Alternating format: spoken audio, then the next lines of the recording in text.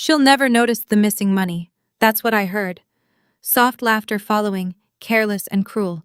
They thought I couldn't hear. They thought I was old, fragile, and blind to betrayal. But they were wrong. That betrayal lit a fire in me. I never thought I had.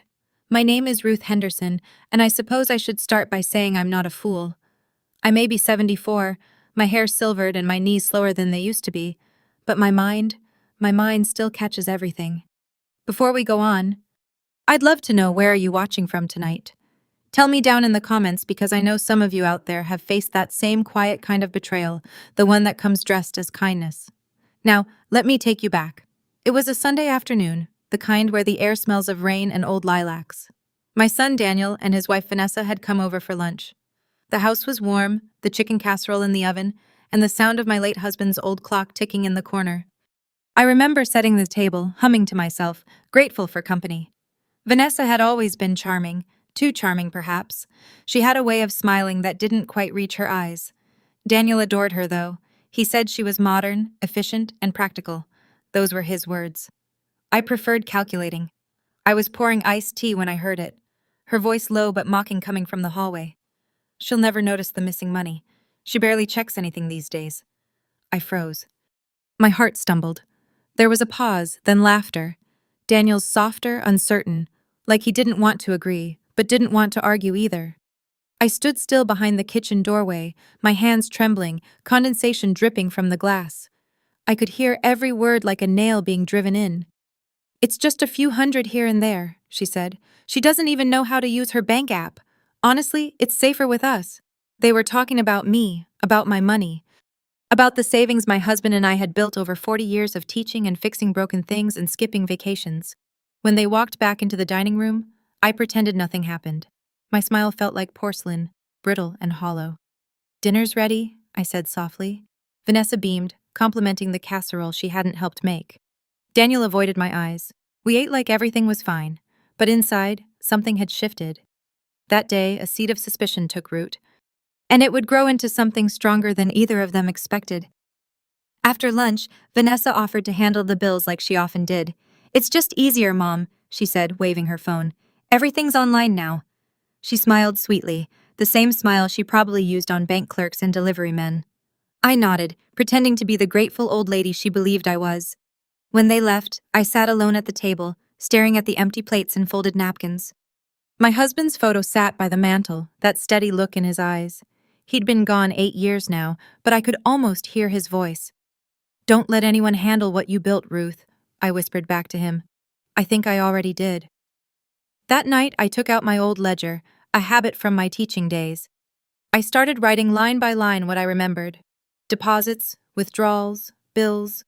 My handwriting shook, but my resolve didn't. Something wasn't right. A few missing entries, smaller deposits, small cash transfers I didn't remember making. I stared at the numbers until my vision blurred. And that's when I realized this wasn't just about money. It was about control. They thought I was too old to notice, too kind to confront, too slow to fight back. But I wasn't done yet. I closed the book, turned off the lamp, and sat in the dark for a long while, listening to the wind against the window. And in that quiet, I made myself a promise. I would find out exactly what they took, and I would take back everything they thought I'd lost. The next few weeks felt like living inside a polite performance.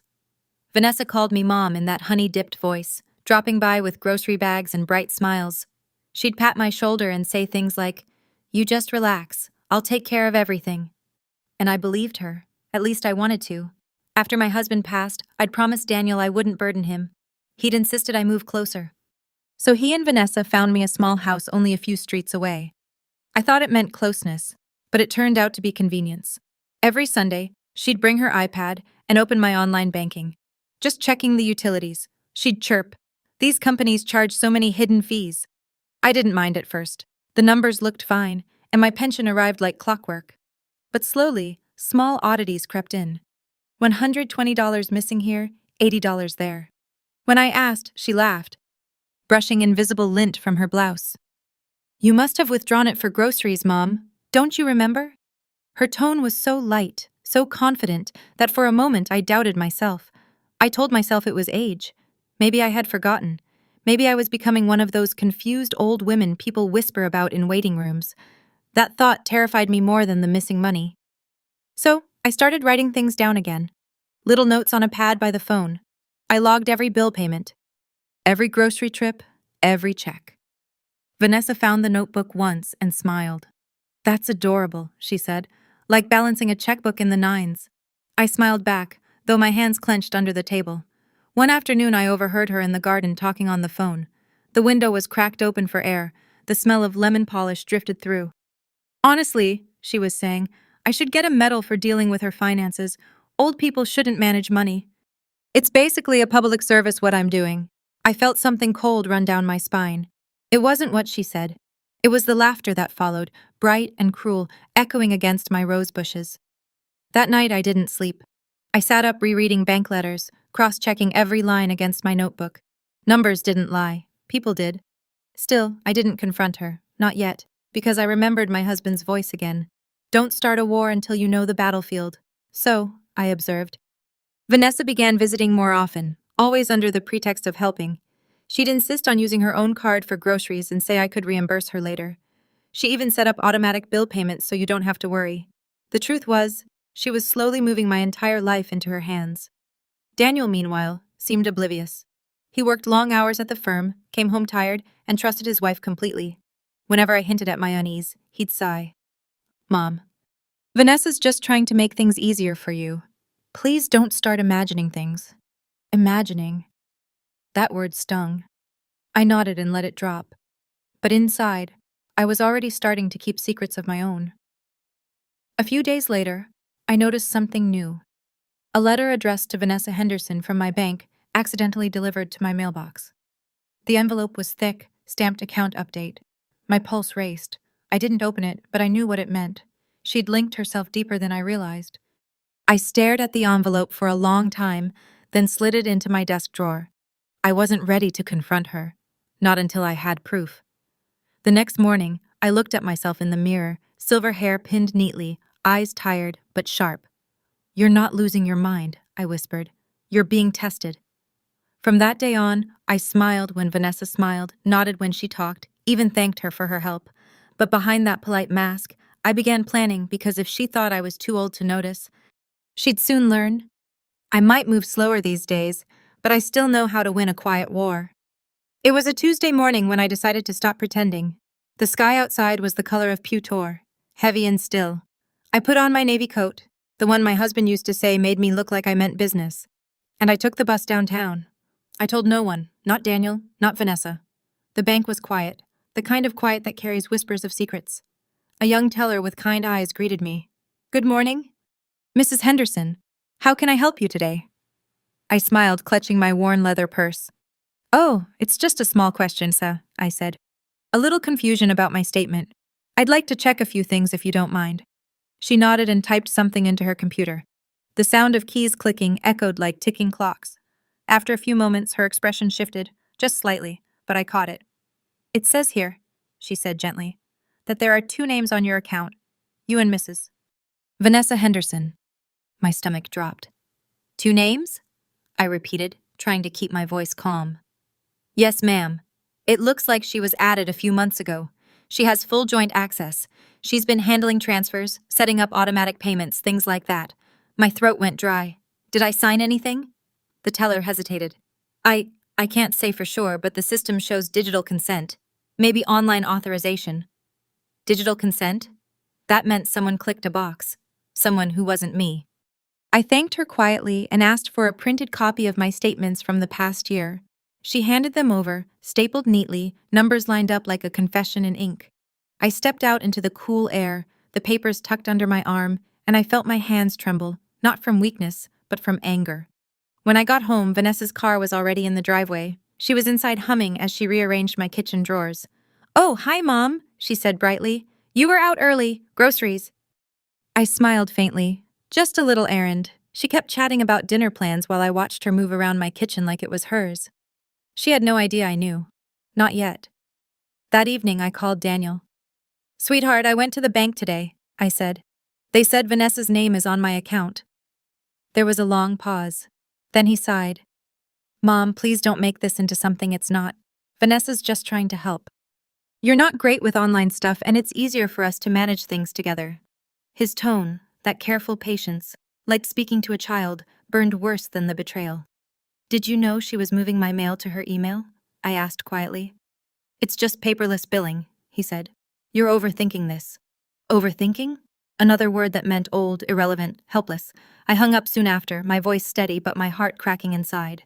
That night I went through every folder I owned.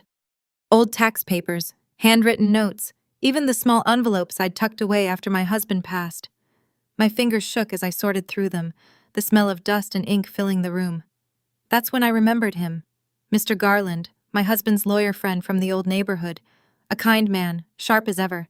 I hadn't spoken to him in years, but I found his number scribbled on an envelope marked House Deed 2001. I called him. Ruth. His voice was warm, surprised. It's been a long time. It has, I said softly. And I wish I were calling for better reasons. I think someone's been taking from me. Quietly. He listened without interrupting. Then he said something that stayed with me. Don't confront them yet. Bring me everything. We'll see what's been done and we'll undo it.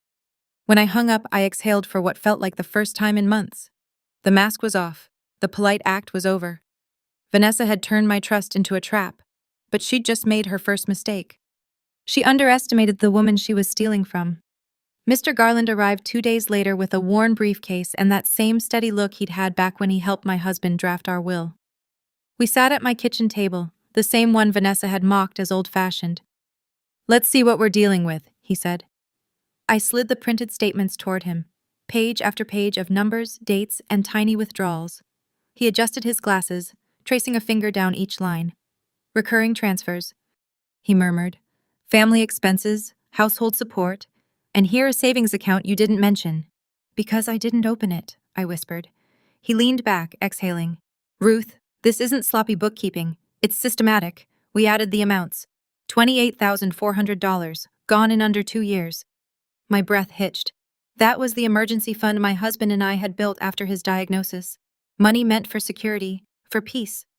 Do you want to press charges? Mr. Garland asked softly. Not yet, I said. I need to understand how deep it goes. He nodded. Then we document everything. Every transfer, every signature. While he photocopied the pages, I stared at the ledger of my life reduced to thefts hidden beneath polite smiles. That evening, after he left, I made tea and sat beneath the ticking clock. Each sip tasted of metal. I opened one envelope I hadn't shown him, a letter from the bank about new digital permissions. At the bottom, a shaky signature that looked like mine, but wasn't. The R was wrong, the loop too large. Vanessa had forged it. I pressed the paper flat, my hands trembling, memories flooded in. The afternoon she'd asked for my laptop password to help with updates. The way she'd glanced at my checkbook and joked, "You still write these? How quaint." I'd laughed then. Foolish. The truth settled like a stone in my chest. Vanessa hadn't just taken money, she'd taken trust. The one thing age can't easily rebuild. I thought of Daniel. My sweet boy who once built me paper flower bouquets for Mother's Day. How did he become the man who looked away while his wife dismantled my life? The clock struck 10. I folded the forged letter carefully into a folder marked evidence and locked it in my desk. Then I opened my journal and began to write. Not as a victim, but as a witness. They think I'm too kind to notice. They think grief dulled my sight, but I see them now clearly. 2 weeks passed quietly. Vanessa continued her visits, chirping about recipes and budgeting tips. I listened, nodded, played the frail old widow she imagined. Then one morning she asked casually, "Mom, mind if I move that extra pension deposit into the joint savings? It'll earn better interest." "Of course, dear," I said, smiling. "But remind me, which account is that again?" She hesitated just for a second, and that flicker of unease told me everything. That night, I called Mr. Garland again. "It's confirmed," I said. "She forged the joint savings signature. I want to act. We'll start by freezing the account," he replied, "and we'll make sure she can't touch another cent." When I hung up, I stared at my reflection in the dark window. The woman looking back wasn't fragile. Her eyes were clear, sharp as frost. For months, Vanessa had built her little empire on my silence. But silence, I realized, is power, if you know when to break it.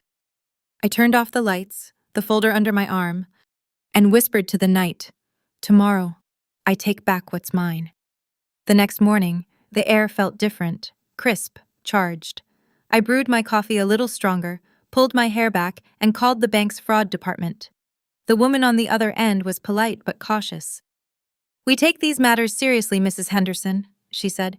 "Can you confirm you didn't authorize any secondary access?" "I can confirm," I replied, my voice steady. "And I can also confirm the signature you have on file isn't mine." There was silence, then the soft clicking of keys. "Understood," she said finally. "We'll initiate an internal review and temporarily freeze the accounts for safety. You'll receive new credentials by tomorrow." I thanked her. Then I sat back and let the relief wash over me. For the first time in months, I felt the ground beneath my feet again. But I wasn't done. Mr. Garland and I opened a brand new account in a different bank under my name only. My pension and remaining savings were transferred there quietly. Every automatic payment Vanessa had set up was canceled. I changed my email, my phone number, and even my signature authorization. Still, I left one small account untouched, the same one Vanessa always used for her household transfers. I left a few hundred in it, enough to bait her, and then I waited. 3 days later, Daniel and Vanessa came by for dinner. She was chipper, all smiles, setting the table like a queen arranging her court. "Mom, I was thinking we should increase your utilities payment a little," she said lightly. "The bills are higher this season." "That's very thoughtful," I said, folding my napkin neatly. "Whatever you think is best." She smiled, satisfied, and pulled out her phone, no doubt logging into what she still believed was her personal ATM. Her fingers hesitated midair. I watched her expression shift, confusion flickering into panic. She tapped again, harder this time, then again. "Is something wrong, dear?" I asked. It's saying the account's restricted," she stammered. "There must be some glitch." "Oh," I tilted my head. Technology these days always full of surprises. Daniel looked up from his plate. "I'll check later," he said. "Probably just an update." I smiled, but inside I could feel my heartbeat thundering in my chest. A mix of triumph and sorrow. That night, after they left, I checked my test account. As expected, there had been an attempted withdrawal. Small, but enough to trigger a record in the bank's system. Evidence. The next morning, Mr. Garland called. "The bank's review confirmed everything," he said. "Unauthorized access, forged signature, even email rerouting. They've revoked all third-party privileges. It's done." I didn't reply right away. I looked out my window instead, watching the autumn leaves scatter across the yard. It was strange. Victory didn't feel loud.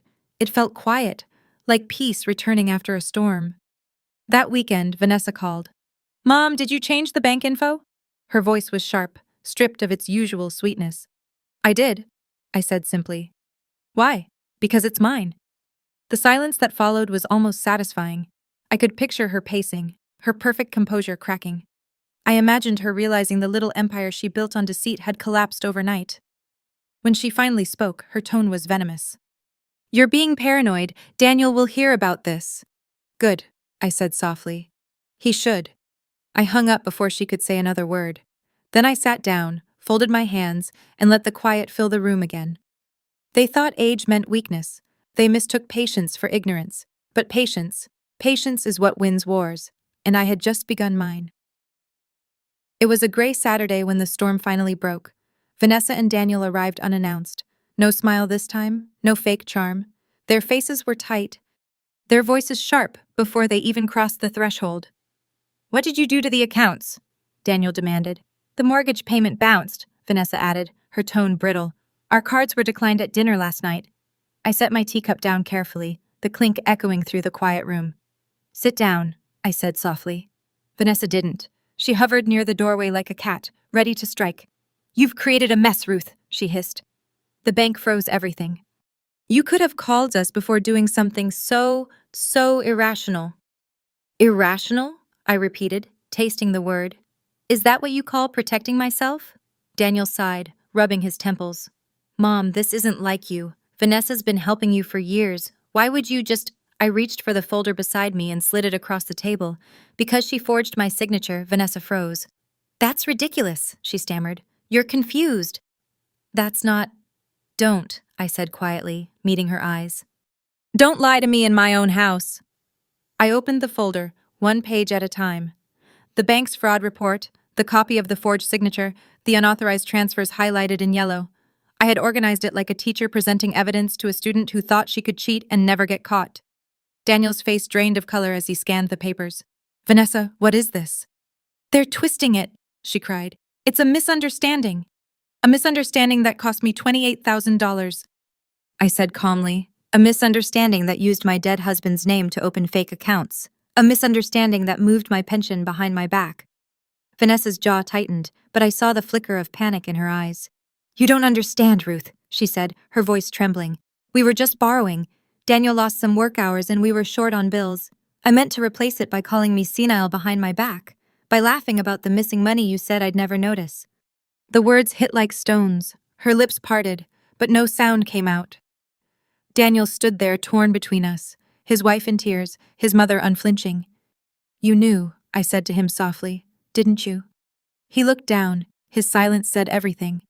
I didn't think it was that bad, he murmured. She said it was temporary. The sound that escaped me wasn't a cry. It was something smaller, heavier.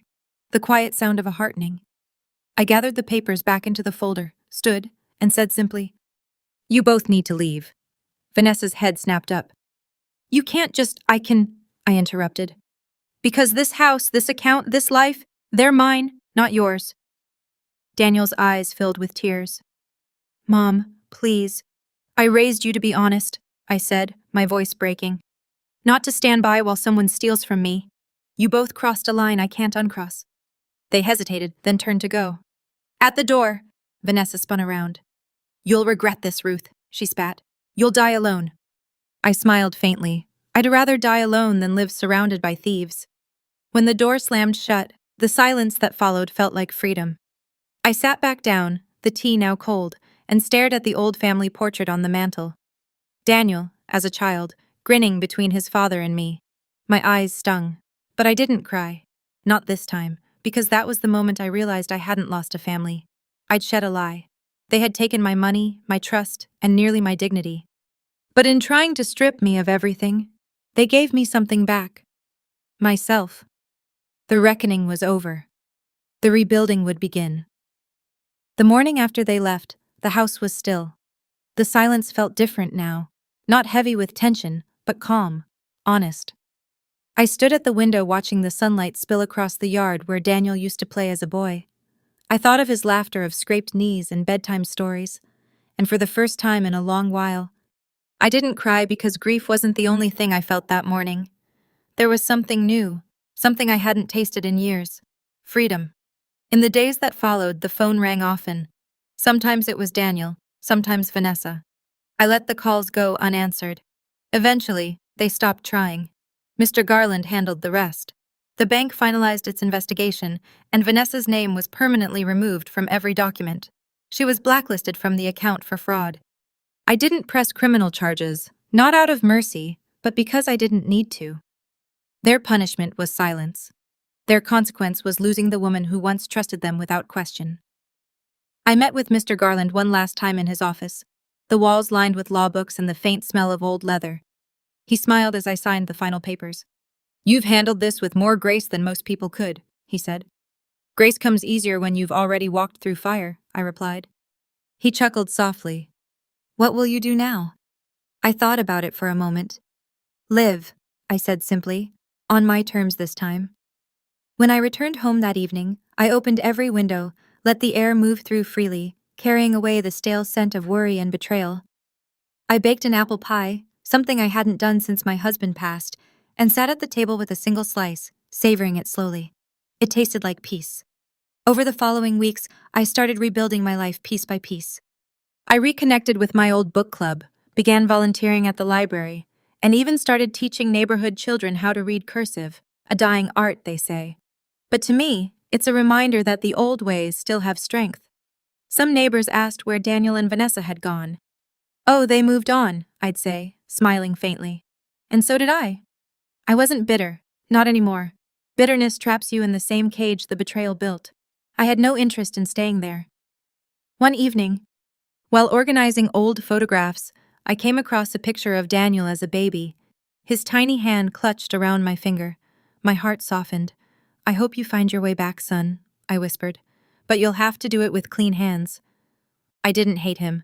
I pied him for forgetting that integrity is worth more than money, and that once trust is broken, no sum can buy it back. As the months passed, the seasons turned. My garden bloomed again. Roses, marigolds, even the stubborn tulips that never used to take.